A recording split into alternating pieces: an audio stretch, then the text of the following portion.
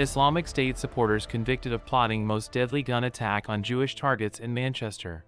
2 supporters of the so-called Islamic State have been found guilty of planning what police described as potentially the deadliest terrorist attack in UK history, targeting Jewish communities in Manchester. Walid Sadawi was arrested after being tackled by police as he attempted to collect firearms from a hotel car park.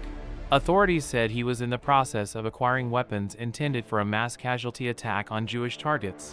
According to prosecutors, Sadawi worked alongside Ammar Hussein, a former soldier, in a meticulously planned plot driven by extremist ideology. The pair allegedly aimed to kill as many Jewish people as possible in coordinated attacks across Manchester, using proceeds from the sale of his home. Sadawi paid more than £4,000 for a shipment of weapons, including AK-47 assault rifles, handguns, and approximately 1,200 rounds of ammunition.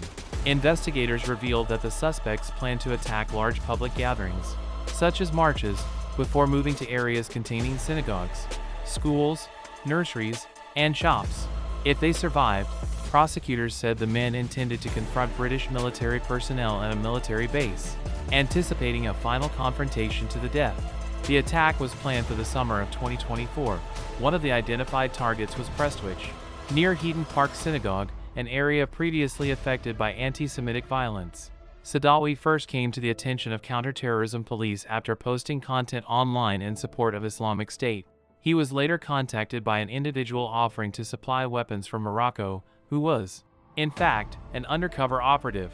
Court documents showed Sadawi expressed that knives or vehicles were not sufficient and said he wanted to replicate the scale of the 2015 Paris attacks, which killed 130 people.